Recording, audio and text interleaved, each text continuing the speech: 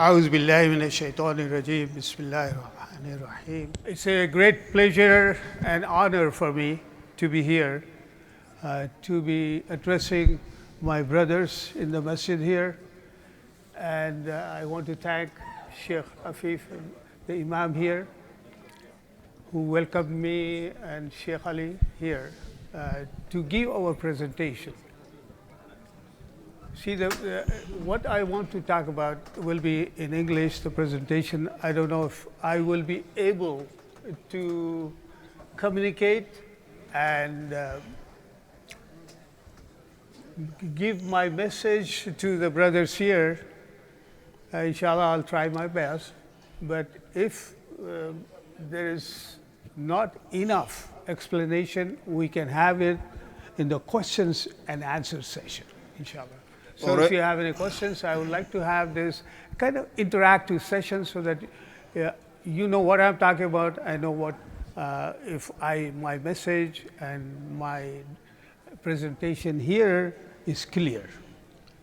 أشكر فضيلة الإمام عفيف لإتاحته لي فرصة أن آتي هنا لأتحدث إليكم، ويكون حديثي باللغة الإنجليزية، ولست أعلم أنه هل من الممكن أن أعبر ما في قلبي وما في رأيي كما ينبغي.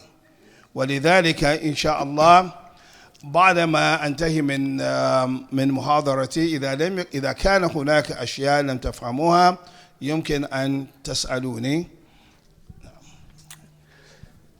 To start with, I will ask the brothers here, how many of us here know the system of government in India? أولا أريد أن أسأل كم منكم عرف النظام السياسي الهندي من هنا؟ Okay. So that's a good starting point. So whatever I would say now, you have to believe.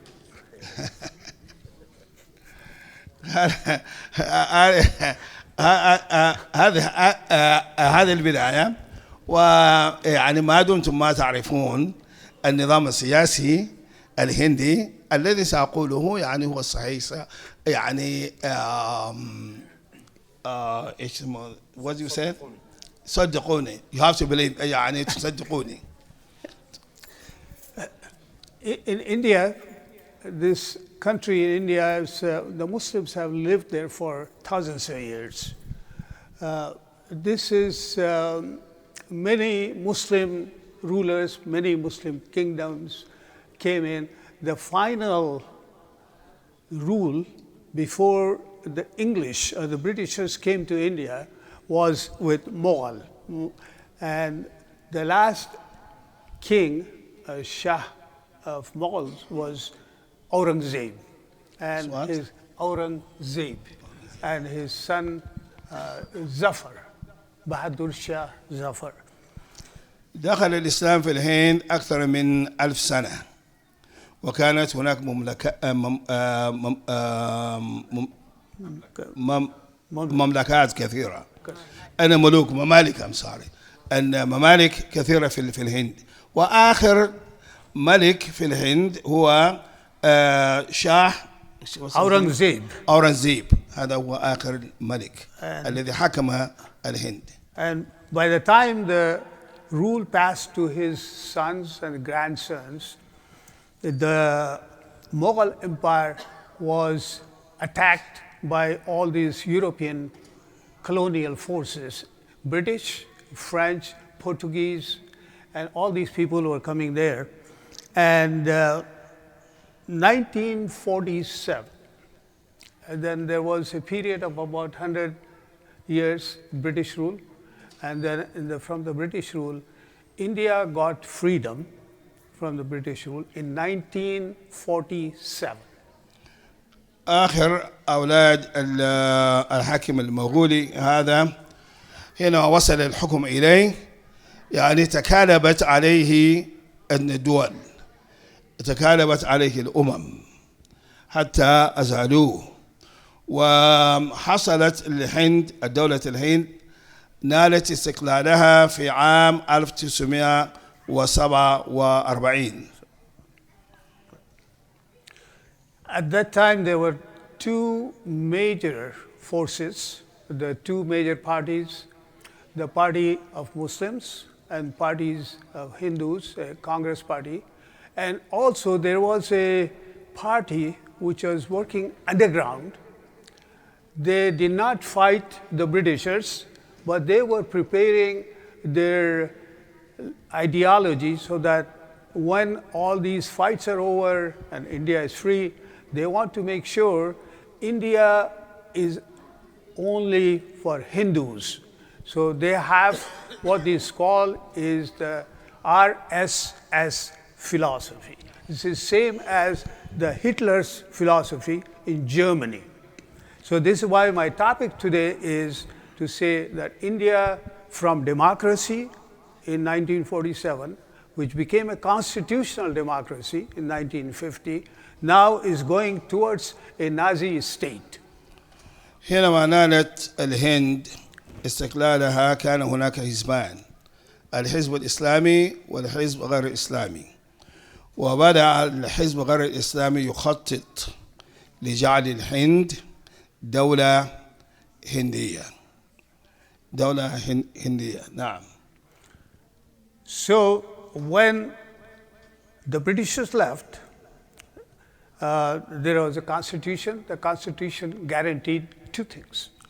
One was that all the religions, every human being which is living and citizen of India has equal rights to everything in the country. This is what we call the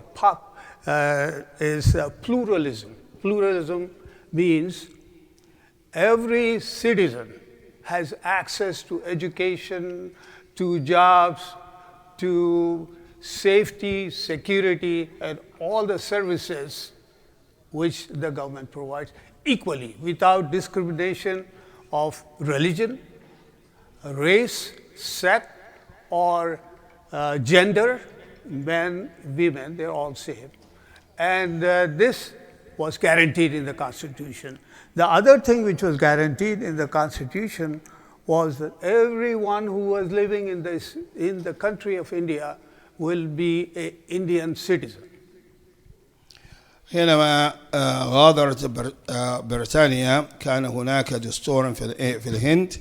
الدستور هذا يضمن لكل هندي أو لكل مواطن هندي حقوقه من جميع الجوانب، ولكل إنسان حرية في اختيار الدين الذي يريده أو يمارس الدين، وليس هناك أي مشكلة في هذا. يعني والحرية ضمنت لكل مواطن. But الجنسية أيوة نعم. وأيضا كل من يعيش في الهند، كل من يعيش في الهند له يعني هو أن citizen، يعني المواطن الجنسي يحصل على الجنسية الهندية بدون أي مشكلة. So far it's clear, right? So now we come to, I want to skip all these from 1947 to 2014. And I'm coming to 2014 because Okay, let's do it because I forgot it. Let's do it. Okay. إن شاء الله. الآن سأترك الاسم الماضي من عام 1946 إلى 2400. نعم 14. So what happened in 2014? This party I was talking to you about, which was working underground to brainwash all the young children and bring them to a platform saying that India is for Hindus only, and that all the people who are not Hindus, they have come from outside, they have used our resources, they have taken our women, they have taken our wealth, and now we have time to get even with them. So this is 2014.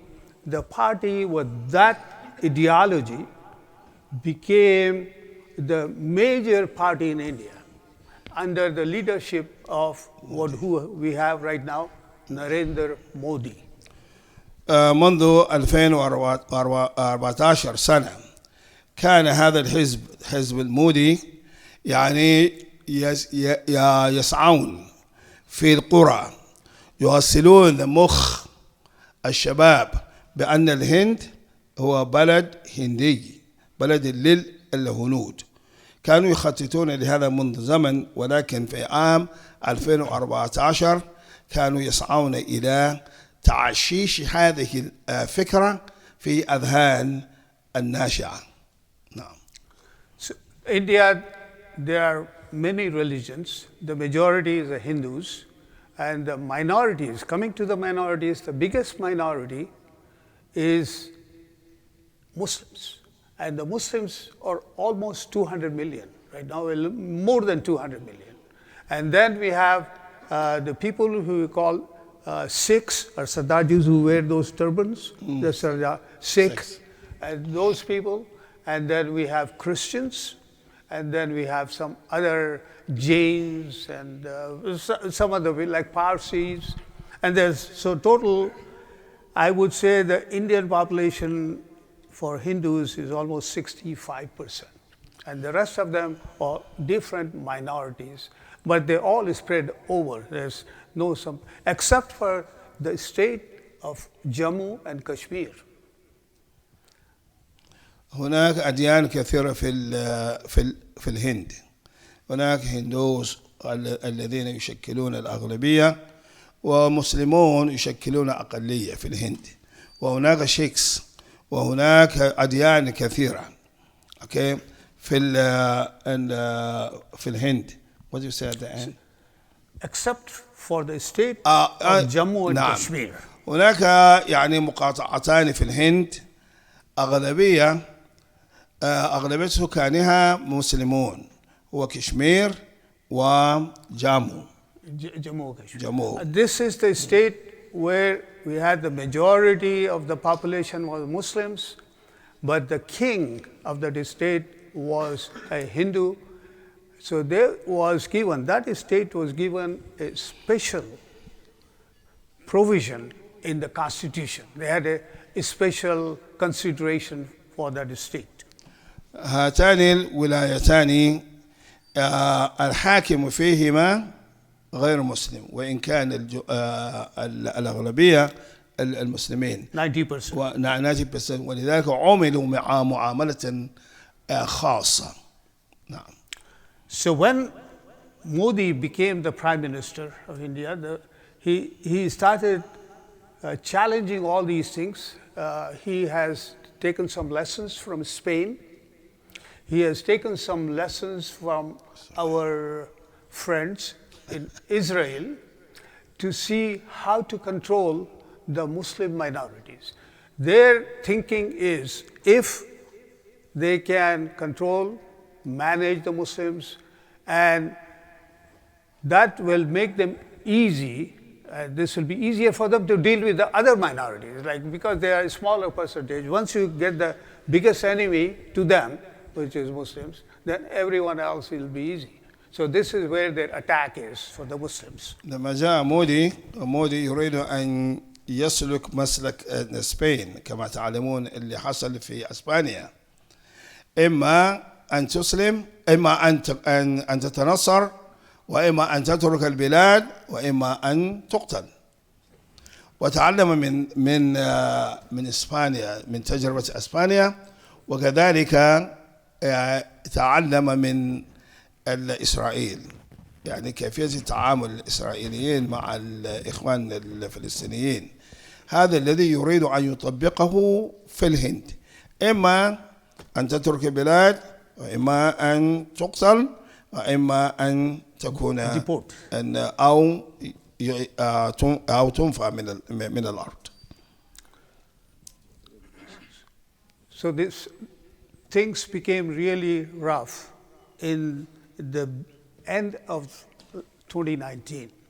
In August 2019, he canceled that article which gave special privileges to Kashmir. So which means right now the Kashmir is totally locked like in Gaza. And can you talk about the special privilege for Kashmir?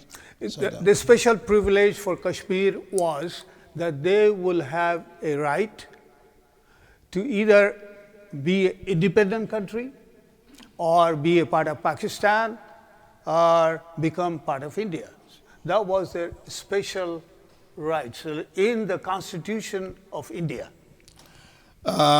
في العام الماضي لما جاء مودي هذا لعنة الله عليه لما جاء يعني ألغى المادة التي تنص على حق الكشميريين إما أن يكونوا مستقلين دولتهم مستقلة أو يكونوا مع الباكستانيين مع باكستان أو يكونوا مع الهند ألغى هذه الميزة. So that is the first act. Right now Kashmir is just like Gaza. They have about 500,000 soldiers in Kashmir. Kashmir is no internet, no TV, no radio, so everything is totally blocked. That is the first step he took against the Muslims in India. وكشمير الآن أصبح مثل غزة لا إنترنت ولا الكهرباء ولا أي شيء وأرسل مودي هذا نص مليون جيش نعم أرسل إليه نعم. And the Muslims in India, they did not do anything. Once he did this, Muslims were saying, what can we do? And this made him stronger. So next step he did was he demolished one of the historical masjid in India, Babari Masjid.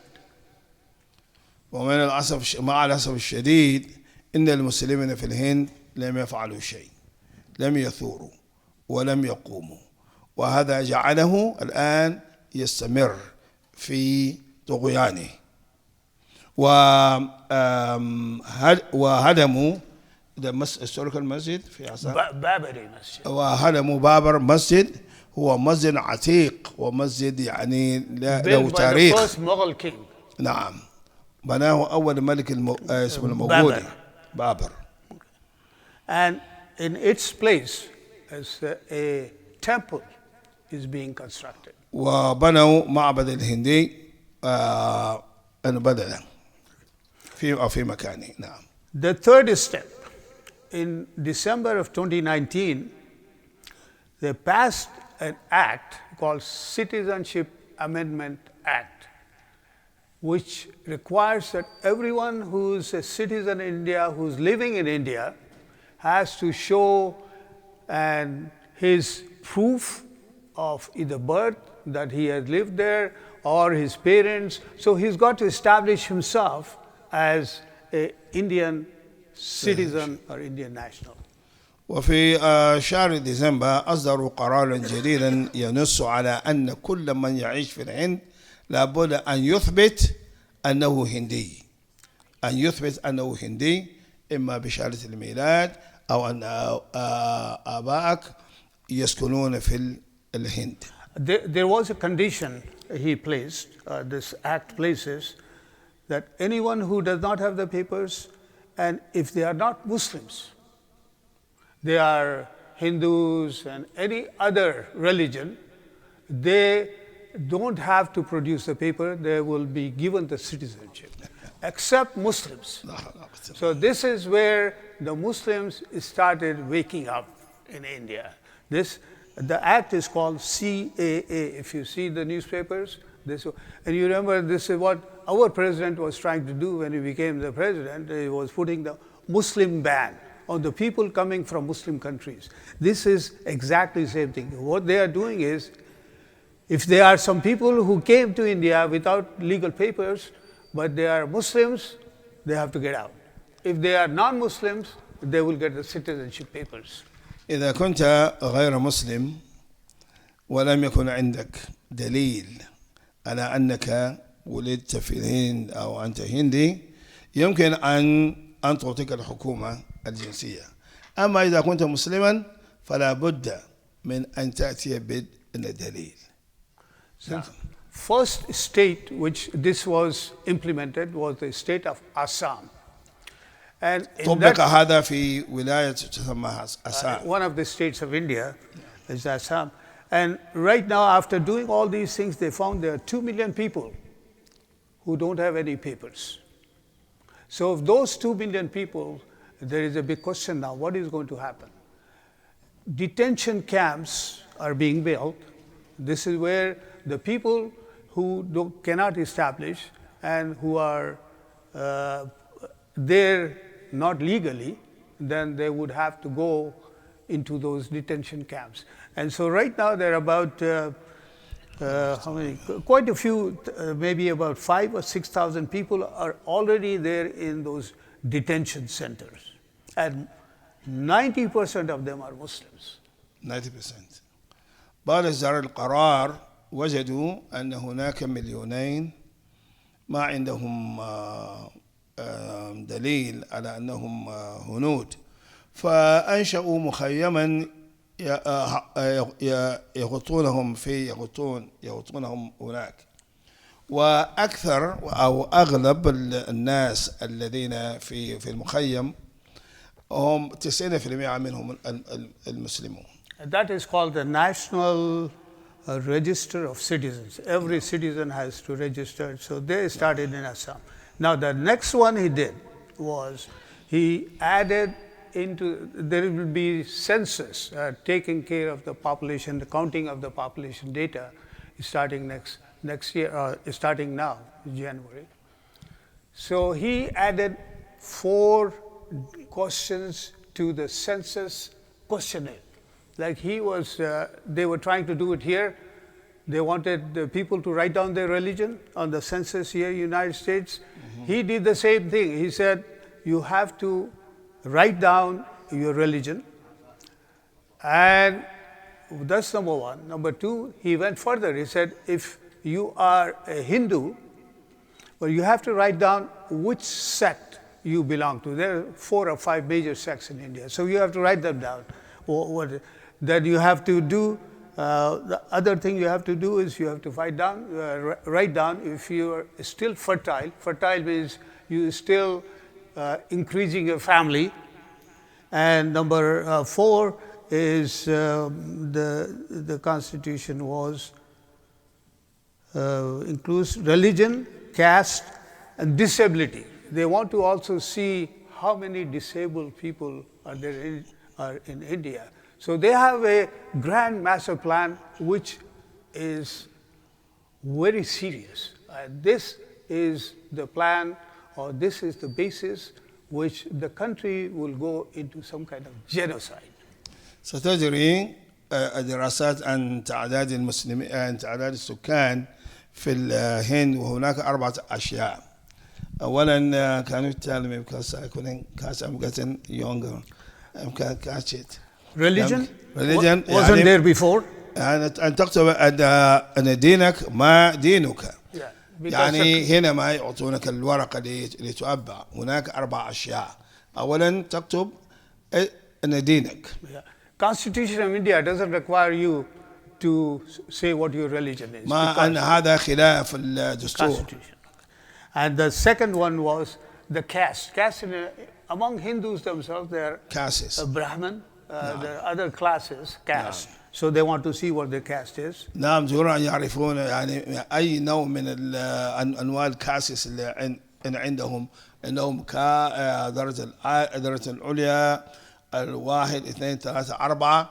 أنت من الأول أو من الرابع. ضروري أن يعرف هذا يسمونه caste. And then this disability, if they have any disabilities, walking. هل أنت معوق أو من المعوقين؟ No, I mean vision issues, and all those disabilities, and fertility. Fertility is to write down you is still young and قوة الإنجاب هذا صحيح أن تنجب أو making لا. children. نعم. 4 لازم أن تذكر هل تستطيع أن تنجب أو لا، هل أنت عقيم أو غير عقيم. For these 3 acts called CAA, NRC, and PR, the Muslims started protesting. And when the Muslims came on the street to protest, there are a lot of non-Muslims also who did not like what was happening. They started joining them. So there is big protests going on in all the big cities, small cities, universities, and colleges. Yesterday, in my hometown of Hyderabad, there was a march. These are all peaceful marches of 1 million people. لما بلغ السيل الزبا قام المسلمون ومعهم غير المسلمين بالتظاهر ضد هذا القانون الجائر، فيقول انه في مدينته حيدر آباد قام الناس بالمظاهرات اول امس، والمظاهره كانت سليمه. ليس فيها شغب، ليس فيها يعني كسر الاشياء، سليمه يعني المظاهرات سليمه. نعم. So far, are you guys with me? Inshallah. نعم. Okay, so the government cannot see this, cannot take this. So what they do is they send police to disrupt these peaceful protests. And they started going to the universities, into the libraries. They started beating the students in the colleges, in the universities. And they also started pulling them out to the streets and beating them with the clubs. And there was some shooting, and they fired at them. Some people are dead. And this created some more protests. And these protests right now are getting out of control. Everywhere you will see a big protest. The leaders of these protests right now are the students, are the young people, both Muslims and non-Muslims. And also there's something very strange which has happened in India, is women are leading some of these marches. Like here we had a women's march in DC in 2016. Same thing is happening in India right now. Women are leading part, both Muslim girls and non-Muslim girls. وزاد الطين طين بلة حينما بدأ الشرطة تدخل في الجامعات وفي المدارس، يضربون الأولاد ويضربون البنات ويخرجون النساء في الشوارع. يعني قام طلاب في جميع أنحاء الهند قاموا بالمظاهرات، والمظاهرات كانت سليمة. ولذلك الآن يعني الأمر انفلت عن يد الحكومة، لا تستطيع، لا تعرف ماذا تعمل. ما كانت تتوقع أن يكون رد الفعل بهذه القوة. نسأل الله سبحانه وتعالى الخير إن شاء الله. So now we come to us. What are we doing here? What is our role? What should we be doing? And I have some suggestions for ourselves here, what we can do to help our brothers and sisters in India so that we don't have a genocide happening like it happened in Germany or happened in Africa. So these are the things I have 4 or 5 points which I would like to say what we can do. ماذا نعمل نحن هنا؟ سمعنا ماذا يحدث هناك. ماذا نعمل نحن هنا؟ وعندي اقتراحات، 4 اقتراحات. نعم. First, once we know what the situation is, we have to educate our children. Our children are our first line of communications, because if our children are properly given the information, then our future is more secure here forget about India. But here, so that we open their eyes what is happening in the world. أولا يجب أن نعلم أولادنا ونخبرهم بما يجري في الهند. ليس إنه يعني أن يعرفوا بالضبط ماذا يحدث هنا. هذا يجعلهم أيضا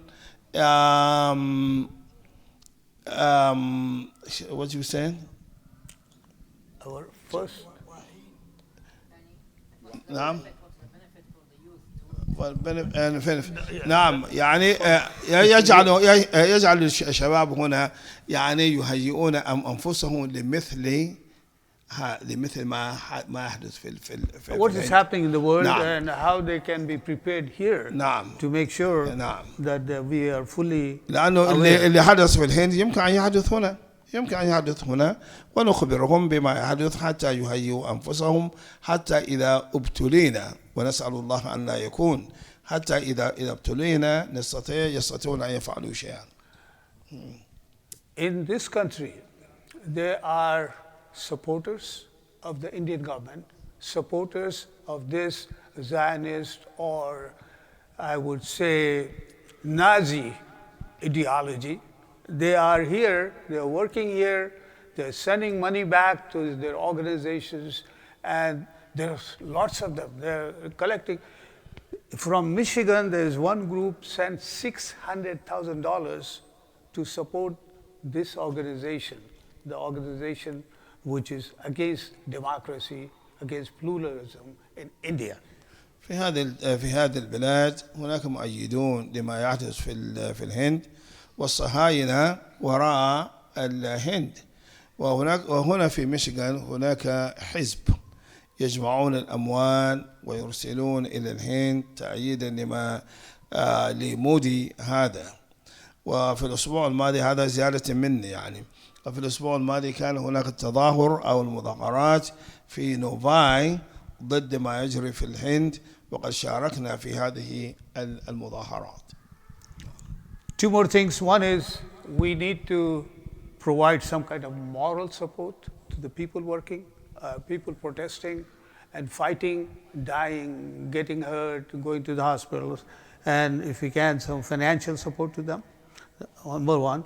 Number two is we avoid doing business or promote the businesses of the people who are pro-Indian government. So this is the two things we need to do. Support our people there, whatever we can, morally, financially, and also not to do business with those organizations and businesses which are supporting the people in Indian government. نساعد إخواننا في الهند ماليا وأخلاقيا أيضا، ونقاطع بزنس بتاع الهنود هنا، ونقاطعهم. نعم بضائع. So I'm coming to the end of this presentation. I want to caution myself first and the brothers here that if we do not act now, it will be too late to prevent a genocide in India. أحذر نفسي وإياكم إذا لم نفعل شيء الآن. اللي يحدث في الهند هو استئصال المسلمين في الهند. هذا الذي يريدون أن يفعلوا، أن لا يكون في الهند مسلما. نعم.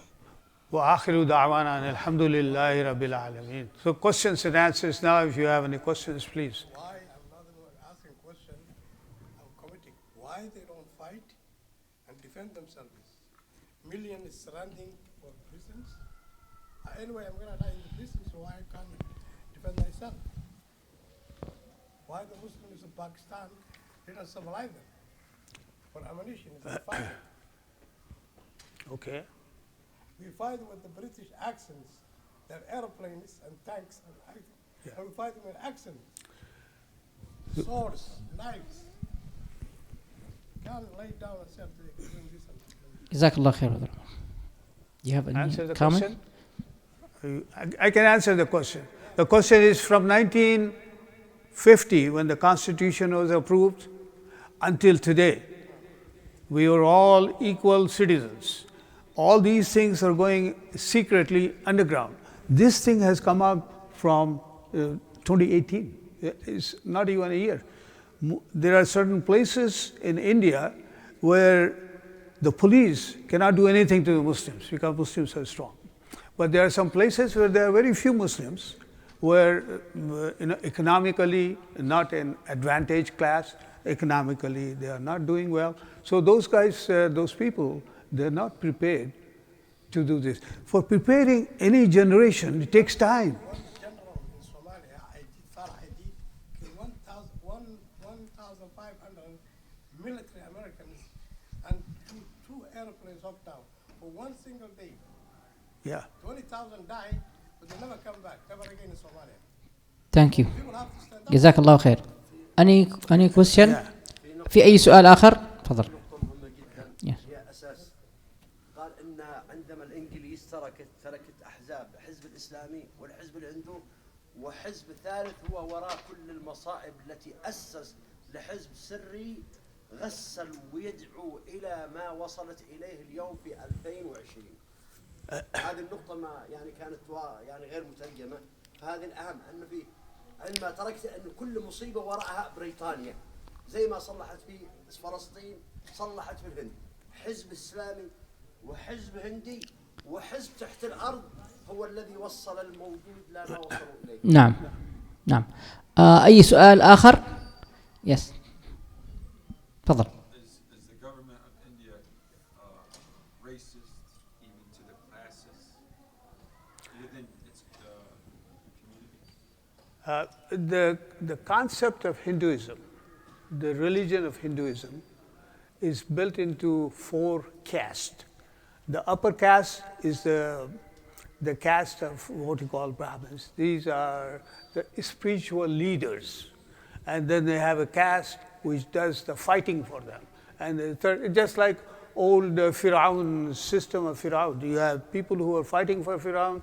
You had also all these the people in the religion, the priests, and they will control them using God as a source, as a threat. And then the 4th group is the people who do all the menial works, cleaning streets and cleaning houses. But among them are these 3-4 people, the 3-4 castes. And these castes are in the original ideology of this group called RSS. They want to maintain that. So that they said, if you have these 4 castes working well, then there will be peace. What's the percentage of the The lowest class is what we call Dalit. Actually, one of the leaders of Dalit, the lowest class, was a person who was also one of the writers of the Constitution of India. His name is Ambedkar. And they are about 30%. and the Muslims are what? About 20%. So just these 2 groups combined will do this here. But you know, if you are living in comfort, in peace, you have different agendas. Some people's agenda is education, some people's agenda is farming, some people's agenda is... So nobody concentrates on those things. But now they are waking up. Now we have groups here who are from the Dalit, the lower classes, and they are working with Muslims in the protest. And they're also now they're doing it. When we see all these Muslims are being supported by non-Muslims, quite a few of them are from this class. طيب جزاك الله خير. تفضل. طبعا احنا تابعنا في الفتره الماضيه انه 59 منظمه حقوقيه في الهند قدمت مرافعه امام المحكمه العليا. المحكمه العليا قررت انه يوم 22 يناير السنه المقبل سيتم الفصل فيها. هل القضاء في الهند يتمتع باستقلاليه بحيث ممكن انه يصدر قرار انه القانون هو مخالف للدستور؟ هل Can you translate it for Sheikh Hafiz?